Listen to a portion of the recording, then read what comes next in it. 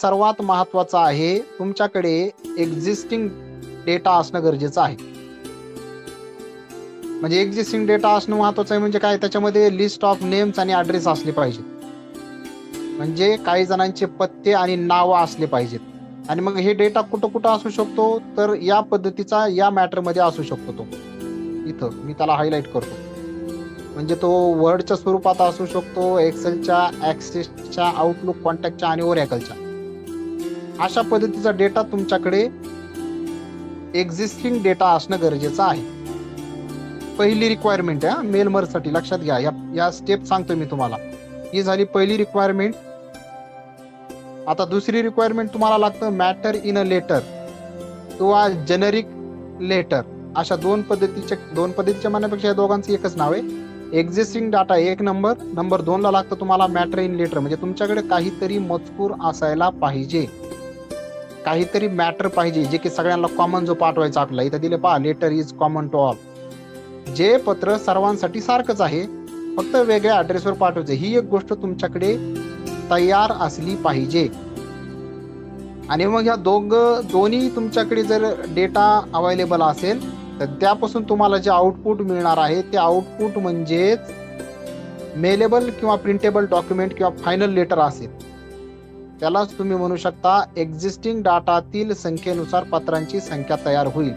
उदाहरणार्थ तुमच्याकडे 10 व्यक्तींना, 10 विद्यार्थ्यांना, 10 लोकांना, 10 कंपन्यांना, अशा 10 संख्येला तुम्हाला पत्र पाठवायचं आहे. त्याचा तुमच्याकडे मॅटर तयार आहे. तर तयार होणारी संख्या ही 10 व्यक्तीला किंवा विद्यार्थ्याला जाणारे पत्र तयार होतील तुमच्याकडे.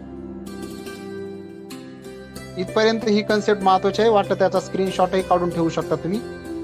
त्याला थोडंसं मोठं करतो मी, जेणेकरून तुम्हाला स्क्रीनशॉट काढायलाही व्यवस्थित सोपं जाईल. अशा पद्धतीने महत्वाची गोष्ट लक्षात घ्या.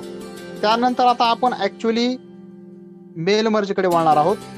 पहा, सर्वांनी व्यवस्थित नोट डाऊन करून घ्या आणि लक्षपूर्वक ऐका. हे खूप महत्वाचं आहे आपल्यासाठी देखील.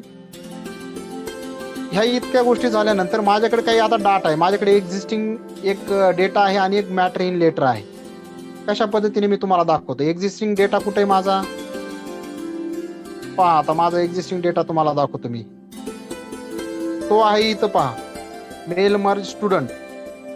एक सॅम्पल नमुना तयार केलेला आहे मी एक्सेल फाईलचा. जो एक्झिस्टिंग डेटा तुम्हाला म्हणलं ना मी, तो इथं आहे माझा.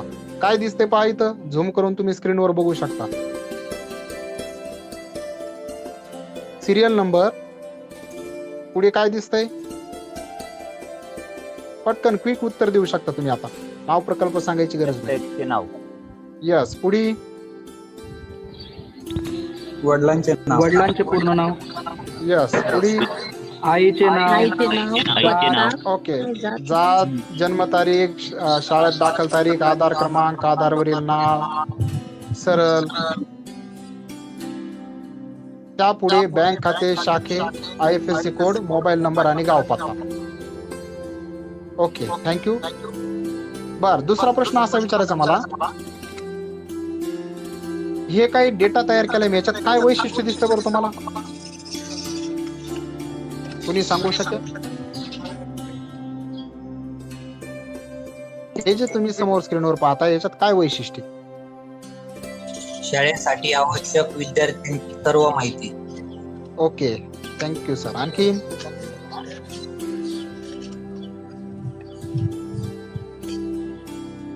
वैशिष्ट्य काय दिसत आहे या डेटाचं? तरी एक्सेल फाईल आहे. यस, एक्सेल फाईल आहे. Very good. आणखी मला जे उत्तर अपेक्षित आहे ना परफेक्ट, ते उत्तर मी शोधायचा प्रयत्न करतोय. 2 मिनिटासाठी फक्त. विद्यार्थ्यांची यादी आवश्यक माहिती. ठीक आहे. एक जणांनी सांगितलं विद्यार्थ्यांची यादी, एक जण म्हणताय डीबीटी साठी. ओके, मेल साठी जे आपल्याला डाटा हवा होता ना, तो डाटा इथे अवेलेबल आहे. यस, बरं, ठीक आहे. हे एक आहे. तरी अपेक्षित उत्तर नाही मिळालं मला. कधी कधी ही यादी प्रकल्पाला पाठवावी लागते किंवा वरती पाठवावी लागते. ओके, प्रकल्पाला पाठवावं लागते, तरी अपेक्षित नाही आलं. आणखीन कुणी ट्राय करतंय? एक्झिस्टिंग डाटा आहे. यस, एक्झिस्टिंग डाटाच आहे, पण मला विचारायचं याचं वैशिष्ट्य काय साधारणतः समोर दिसतं?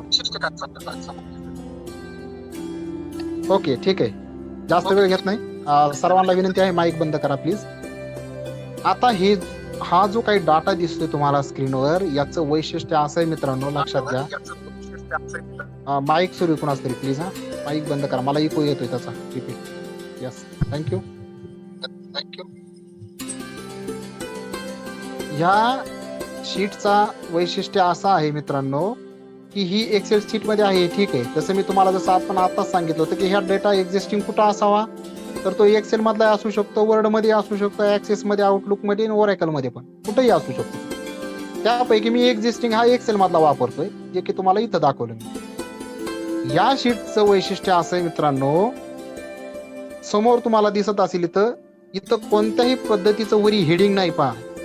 म्हणजे A1 ही जी सेल आहे पहिली, त्या पहिल्या रो पासून, पहिल्या सेल पासूनच ह्या डाटा लिहायला सुरुवात केलेला आहे. याच्यावरी शाळेचं नाव किंवा एखादी अशा पद्धतीची, इकडे पहा, मी जर आता अशा पद्धतीने इन्सर्ट केलं तर अशा पद्धतीची एखादी ब्लँक रो इथं शिल्लक नाही. हे असं नसायला पाहिजे, लक्षात घ्या, हे नोट डाऊन करून घ्या. जो डेटा तयार करणार आहात तुम्ही, त्याच्यामध्ये ती एक्झिस्टिंग किंवा मोकळी रो नसू नये, ब्लँक रो नसू नये तिथं. त्यानंतर पहिल्याच रो पासून मी इथं लिहायला सुरुवात केलेली आहे. दुसरी महत्वाची गोष्ट, ह्या फाईल मध्ये कुठेही मर्ज केलेलं नाही. मर्ज माहित आहे कुणाला? माहित आहे मर्ज काय प्रकार आहे? दोन सेल एकत्र correct, very good sir, very good, thank you.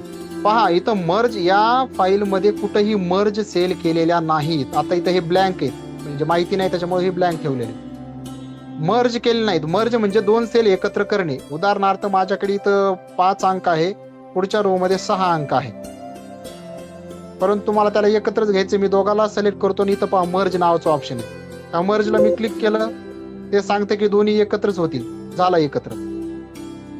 तर असा प्रकार आपल्याला करायचा नाही, म्हणजे ही गोष्ट करू नये. तर मग जो एक्झिस्टिंग डेटा आहे तो डेटा व्यवस्थित राहणार नाही. तर 2 पॉइंट लक्षात ठेवा. डेटा कसा असावा?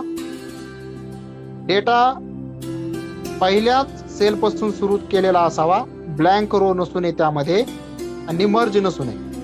अशा पद्धतीचा हा डेटा आहे. वरी सर्वांनी हेडिंग वगैरे पाहिलेली आहे व्यवस्थित, अगदी काय काय नाव आहेत त्यांचे, काय नाही, हे सगळं काही इथं दिलेलं आहे.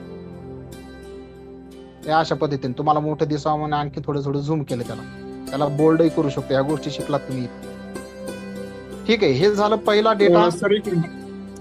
हॅलो, हा बोला सर. ब्लँक रो नसू नयेत का असू नयेत? नसू नयेत. ब्लँक तिथं काहीही म्हणजे नसायला, म्हणजे काय म्हणता येईल त्याला. आता उदाहरणार्थ मी तुम्हाला आता दाखवलं पहा, इथं सुरुवातीची रो दिसते ना, आता इथं मी जर एखादी रो इन्सर्ट केली तर अशा पद्धतीची ही ब्लँक रो तिथं नसू नये, नसायला पाहिजे, असू नये. मग आता मी ही ब्लँक रो आहे माझ्याकडं, उदाहरणार्थ मी तर माझ्या शाळेचं हेडिंग लिहिले काहीतरी, समजा गव्हर्नमेंट आश्रम स्कूल काहीतरी, बरोबर आहे. तर हे गव्हर्नमेंट आश्रम स्कूल काहीतरी लिहिलेलं, हे अशा पद्धतीचं तुमच्याकडे तिथं असायला नाही पाहिजे, म्हणून मी याला डिलीट करून टाकतो. आपला जो काही डेटा आहे तो पहिल्या सेल पासून सुरू असायला पाहिजे. ओके, तर अशा पद्धतीचा हा डेटा आहे तुमच्याकडे. हा आहे एक्झिस्टिंग डेटा, याला मी मिनिमाइज करतो. त्यानंतर दुसरं आहे आपल्याकडे मॅटर इन अ लेटर. जसं ह्या पत्रामध्ये मी तुम्हाला दाखवलं, हे पहिली गोष्ट आपली फुलफिल झाली. दुसरी गोष्ट आहे मॅटर इन अ लेटर, म्हणजे पत्राचा मजकूर आपल्याला पाहिजे. आता तो मजकूर मी शोधायचा प्रयत्न करतो. टाईप करण्यात वेळ घालण्यापेक्षा मी तो तयार करून ठेवलेला आहे तुमच्यासाठी. पहा, इथं आहे अशा पद्धतीचा एक मिनिट हा.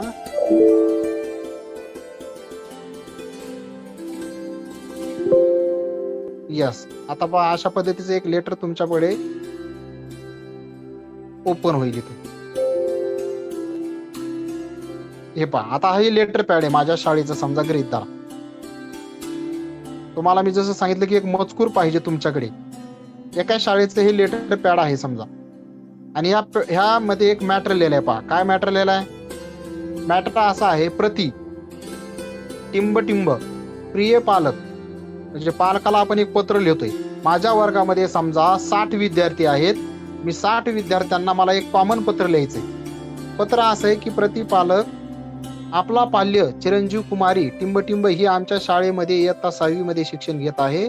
आपल्याला या सूचनेद्वारे कळवण्यात येते की शाळा ही 15 ऑगस्ट नंतर सुरू होईल, त्या संदर्भात आपणास कळवले जाईल.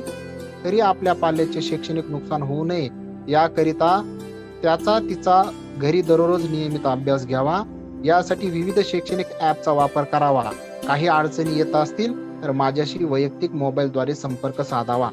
अशा पद्धतीचं एक common letter, matter in letter हे मला प्रत्येक विद्यार्थ्यांना 60 विद्यार्थ्यांना समजा पाठवायचं.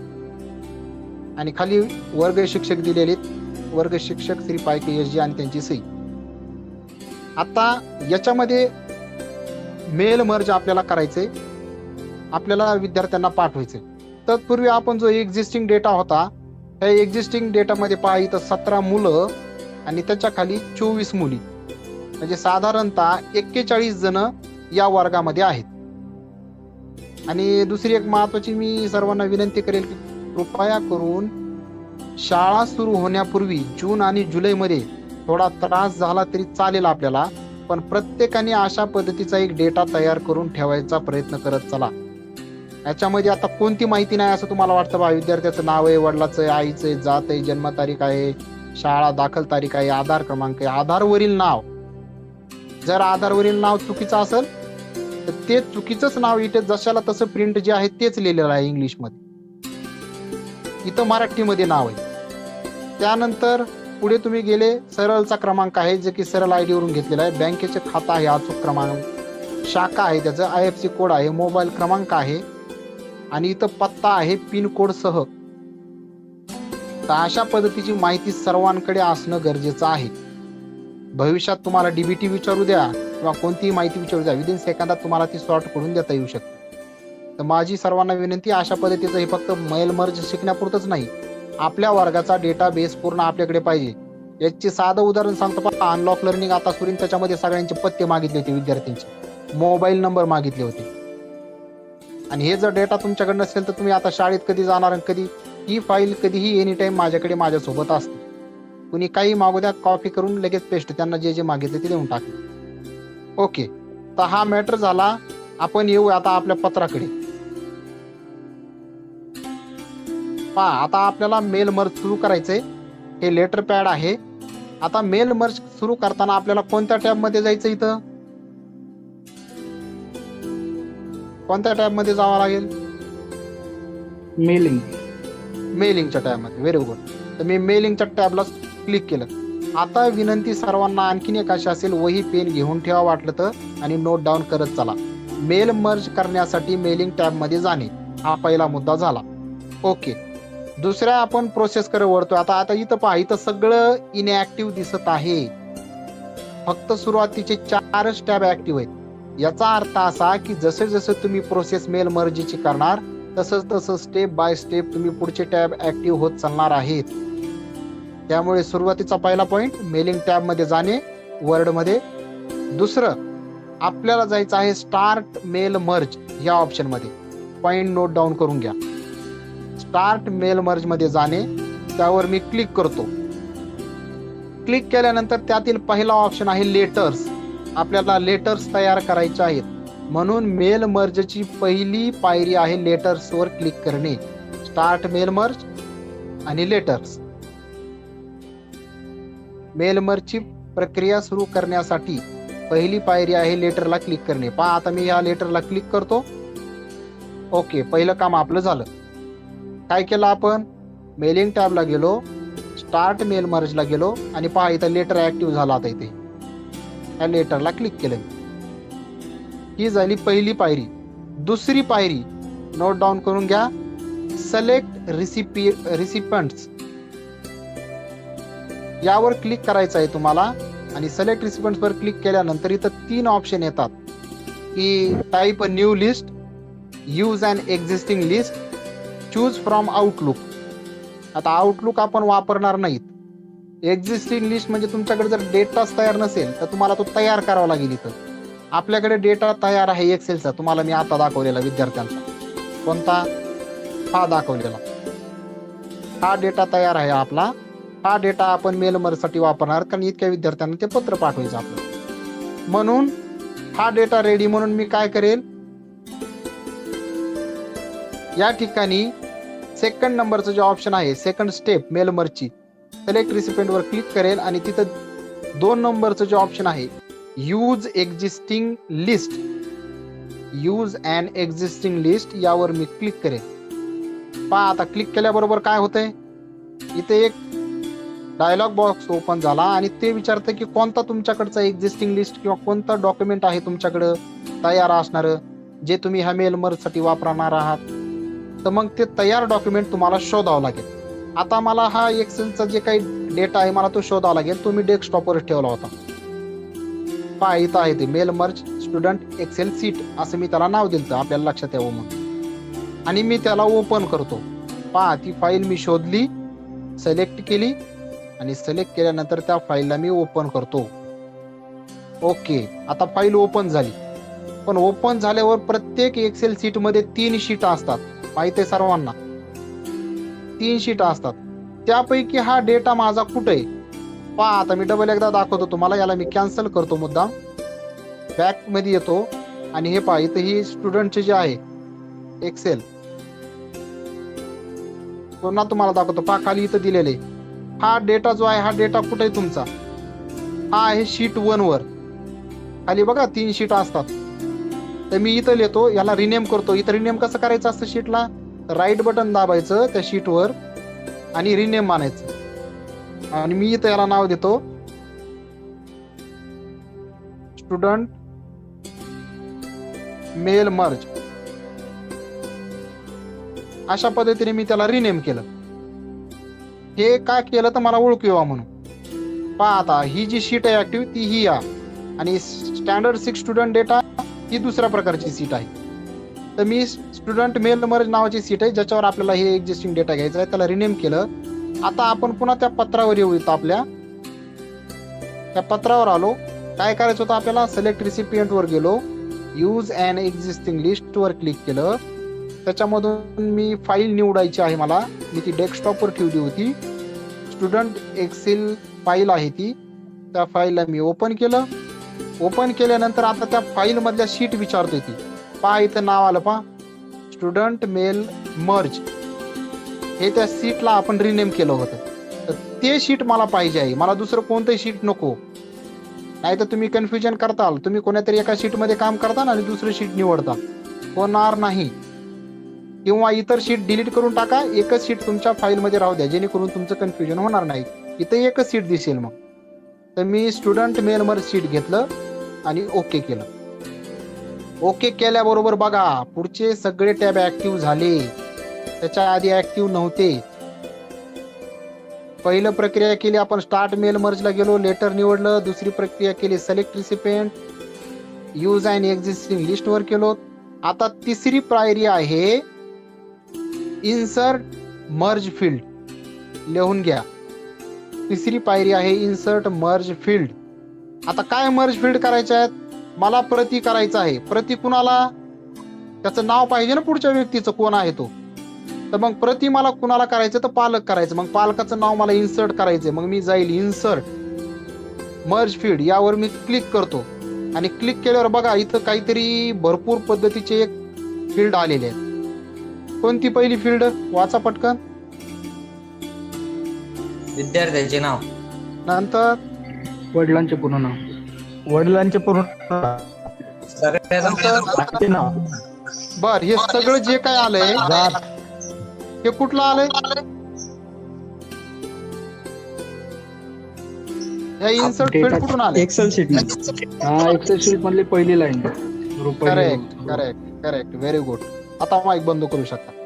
एक्सेल शीट मध्ये जो आपण एक्झिस्टिंग डेटा निवडलाय त्यातल्या पहिल्या लाईन वरच्या हेडिंग सगळ्या आलेल्या आहेत. मग आता मला प्रती पाठवायचे कुणाला, तर वडिलाला. तर त्या वडिलाचं नाव मी त्या फाईल मध्ये टाकलं होतं. तुम्ही वडिलाचं पूर्ण नाव पहा, इथं वडिलाचं पूर्ण नाव आलं.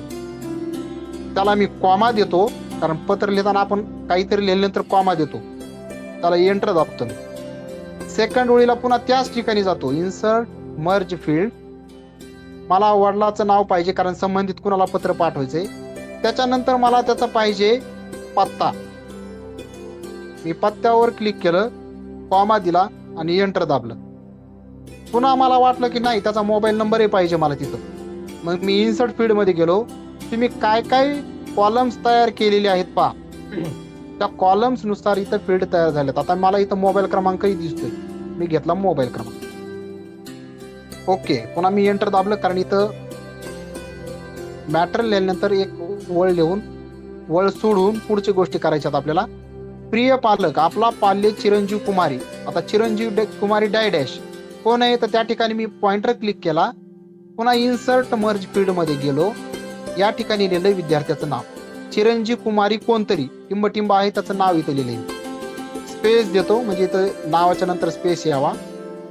हा आमच्या शाळेमध्ये इयत्ता 6वी मध्ये शिक्षण घेत आहे आणि बाकीचं सगळं काय आहे ते कॉमन आहे. इथपर्यंत कुणालाही अडचण नसेल. आपण इन्सर्ट मधून जाऊन जो एक्झिस्टिंग डेटा आहे त्याच्यानुसार आपल्याला रिक्वायरमेंट नुसार डेटा फिल केलेला आहे. बर, आता हा फिल केलेला याला मी थोडस जरा डिझाईन करतो पहा. सिलेक्ट केलं, त्याला होम टॅब मध्ये गेलो, याला मी कलर रेड दिला, त्याला बोल्ड केलं आणि साईज थोडीशी वाढवली समजावं म्हणून. विद्यार्थ्याच्या नावालाही सिलेक्ट केलं पूर्ण, त्याला रेड कलर दिला, बोल्ड केलं, कंट्रोल बी दाबा किंवा इथून बोल्ड करा आणि फॉन्ट साईज थोडीशी वाढव.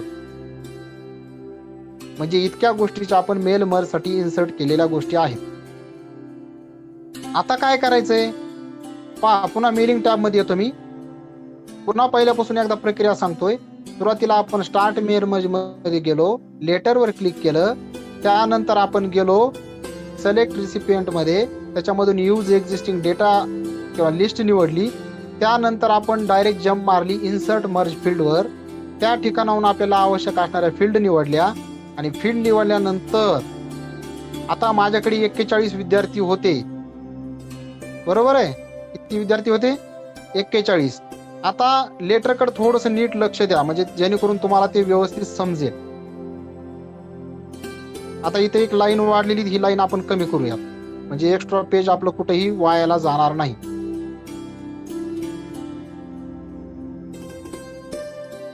यस, इथं टॅब देतो आणि पहा इथं खालच्या दिशेने तुम्हाला दिसत असेल किती पेज आहेत बरं आपले सध्या? एकच पेज आहे. एकच पेज आहे. आता हे एकच पेज आहे आपल्याकडं. आपले किती पेज तयार व्हायला पाहिजेत आता? जेवढ्या मुलांची यादी तेवढे. करेक्ट, 41. अगदी बरोबर, करेक्ट. 41 तरी मिनिमम व्हायला पाहिजे. आता काळजी घ्यायची, कधी कधी इथं ब्लँक रो सुटलेल्या असतात पहा, ब्लँक. अशा ब्लँक रो इथं सुटलेल्या नसू नये. जर तुमच्या इथं जर स्पेस देऊन तुम्ही ब्लँक रो जर सोडल्या असतील तर तुमच्या डेटापेक्षा जास्त पत्र तयार होऊ शकतात. तर अशा पद्धतीने हे झालं. हे झाल्यानंतर पहा मी काय करतोय आता, याचा तुम्ही प्रिव्ह्यू पाहू शकता किंवा त्याच्या पुढे इथं बटन दिसतंय प्ले सारखं पहा. याला क्लिक केलं मी तर पुढचा विद्यार्थी आलेला आहे पण इथं दिसत नाही काहीच.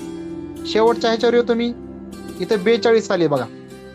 41 यायला पाहिजे पण 42 आले म्हणजे याचा अर्थ कुठेतरी आपली एक लाईन वाढलेली आणि ती एक एक्स्ट्रा पत्र तयार झाले.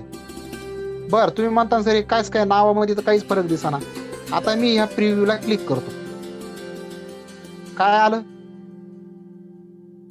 हे कदाचित खूप मोठं झालं त्याच्यामुळे ते प्रिव्ह्यू लांब गेला पहा किंवा म्हणजे तो दुसऱ्या ओळीवर गेला असणार आहे. मी याला सगळ्यांना सिलेक्ट करतो आणि होम टॅब मध्ये जाऊन त्याला सगळ्यांना एक कॉमन छोटं करतो म्हणजे जेणेकरून दुसऱ्या ओळीवर ते जाणार नाही. साधारणतः 11 फॉन्ट घेतो यांचा. पुन्हा मेलिंग टॅबवर जाऊयात. प्रिव्ह्यू दिसतोय तुम्हाला आता. आता मी नेक्स्ट प्रिव्ह्यू वर क्लिक करतो. इथं पहा विद्यार्थी बदलत चाललेत आता. म्हणजे आपलं मेल मर्ज सक्सेस झालं. शेवटच्या ह्याला क्लिक करतो, 42 आलेलं इथं पहा. म्हणजे 42 म्हणजे एक कॉलम कुठेतरी सुटलेला आहे आपला. आणखी काय हरकत नाही, असू द्या, त्याने काय फरक पडत. तर अशा पद्धतीने हे मेल मर्ज झाले. आता इथपर्यंत झालं सगळं. फाईल आपली हेडिंग लक्षात घ्या, मेल मर्जची ही फाईल आहे. सगळ्यात शेवटची स्टेप आहे. आपल्याला कुठं जायचं? 4 स्टेप आहेत. पहिली स्टेप आहे स्टार्ट मेल मर्ज, दुसरी आहे सिलेक्ट रिसिपियंट, तिसरी आहे इन्सर्ट मर्ज फील्ड आणि सगळ्यात शेवटची फील्ड आहे फिनिश अँड मर्ज. मग या फिनिश अँड मर्ज वर मी क्लिक करतो. याच्यामध्ये पहिलाच ऑप्शन आहे पहा, एडिट इंडिव्हिज्युअल डॉक्युमेंट्स. तसं पाहायला गेलं तर हे पत्र तुम्ही इथून प्रिंटही काढू शकता. सेकंड नंबरचा ऑप्शन आहे पहा. याला मी जर क्लिक केलं तर तुमचे जे काही 41-42 जी पानं आहेत तयार झालेली हे सगळेच्या सगळे तुम्हाला प्रिंट करता येतील. सेंड ईमेल मेसेज, तुम्हाला हे पत्र पाठवता येईल ईमेलद्वारे. आता आपली कंडिशन आपल्याला माहिती आहे, आपले पालक काही एवढे सुज्ञ किंवा सुज्ञ म्हणण्यापेक्षा त्यांच्याकडे ते हार्डवेअर किंवा त्या फॅसिलिटी सध्या तरी अवेलेबल नाहीत आपल्या पालकांकडे, म्हणून ईमेल पाठवून आपल्याला उपयोग होणार नाही. प्रिंट करूनही उपयोग होणार नाही, कारण मग ते प्रिंट मग त्यांना आपल्याला वाटावं लागेल, किंवा मग हे पत्र आपल्याला बाय हँड विद्यार्थ्याकडे किंवा कोणी जर आपल्या शाळेतले वर्ग 4चे कर्मचारी आपल्याला मदत करते असतील तर त्यांच्या मार्फत असे वाटता येतील. मग आपण काय करू, आपल्याला पहिलं बघायचे एडिट इंडिव्हिज्युअल डॉक्युमेंट्स, याला मी क्लिक करतो. क्लिक केल्याबरोबर आता 3 पद्धतीचे टॅब इथं ओपन झालेत. पहिला आहे ऑल. ऑलचा अर्थ 41चे 41 प्रिंट या ठिकाणी तयार होतील. करंट रेकॉर्ड याचा अर्थ असा आहे की तुम्ही सध्या ज्याच्यावर आहात, म्हणजे उदाहरणार्थ हा विद्यार्थी दिसतोय, याचीच फक्त प्रिंट निघेल किंवा याचाच फक्त मेल मर्ज होईल. आणि फ्रॉमचा अर्थ आहे माझ्याकडे 41 विद्यार्थी, त्यापैकी मला 10व्या विद्यार्थ्यापासून 15 विद्यार्थ्यांपर्यंत ह्या 5 जणांना पत्र पाठवायचं. तर ते विद्यार्थ्यांची संख्या तिथं निवडली मी आणि ओके केलं तर तेवढ्याच विद्यार्थ्यांचं प्रिंट निघेल इथं, तेव्हा तेवढेच विद्यार्थ्यांचं मेल मर्ज होईल आणि इथं शो होईल. पण आपल्याला तसं नाही करायचं, आपल्याला ऑल द्यायचं, आपल्याला सगळेच करायचे. त्या ऑलला क्लिक करतो, आपली फाईल ही कदाचित, आणि आता ओके केल्यानंतर दुसरी फाईल तयार होईल, लक्षात घ्या, मेल मर्जची. ऑलला क्लिक केलं आणि ओके केलं, पहा दुसरी फाईल तयार झाली, लेटर 1 नावाची. मी तुम्हाला म्हणलं दुसरी फाईल तयार होईल. आणि दुसरी फाईल तयार झाल्यानंतर खाली लक्ष द्या. आता इथं 42 पत्र तयार झालेले आहेत. आता कशामुळे तयार झाले ते नीट चेक करू शकता. कुठं ते पहा कशामुळे तयार झाले, इथंच लक्षात येईल तुमच्या. हे इथं मॅटर थोडासा वर खाली झालेला आहे. हे इथं जे रोल सुटलेले आहेत याच्यामध्ये तो इंडेन्शन कमी जास्त झालेला आहे, म्हणून तो पत्र तयार झाला. अशा पद्धतीचे हे 41 पत्र तुमचे रेडी झाले एका क्लिकवर. सेम मॅटर आहे, फक्त विद्यार्थी चेंज आहेत. या अशा पद्धतीच्या शेवटपर्यंत गेलो आपण. आणि ही फाईल सेपरेट झाली. आता लक्षात घ्या, तयार मेल मर्जच्या फाईलमध्ये काहीही बदल करायचा नाही. या लेटर फाईलमध्ये बदल नाही करायचा. जो काय बदल करायचा आहे आपल्या मेन बॉडीच्या फाईलमध्ये करायचा. ती फाईल कुठे आपली, हे इथं, ही मेल मर्ज नावाची फाईल. याच्यामध्ये तुम्हाला इथं बदल, आणि तो देखील इथं नाही बदल करायचा. हा प्रिव्ह्यू बघितला म्हणून हे इथं निघलं तुम्हाला. जो काही तुम्हाला वाटत असेल, समजा नाही मला या विद्यार्थ्याच्या नावामध्ये काहीतरी चुकले, याचा पिनकोड चुकलाय, तर तुम्ही ह्या प्रिव्ह्यू मधून ते बघू शकता. परंतु याचा मूळ जो एक्झिस्टिंग डेटा आहे, जो की इथं एक्सेल मध्ये आहे, उदाहरणार्थ पहिला विद्यार्थी कोणता आलता आपला, इथं मध्ये जिजाबा संजय, हा पालक आहे. तर मग ह्या पालक कुठे पहा, इथं हा मध्ये जिजाबा संजय. इथं बदल करायचा तुम्हाला एक्झिस्टिंग लिस्ट मध्ये, तर तो बदल ऑटोमॅटिक तुम्हाला या इथं शो होईल. अशा पद्धतीने तुमची ही मेल मर्जची फाईल इथं लेटर 1 नावाने तयार झाली दुसरी.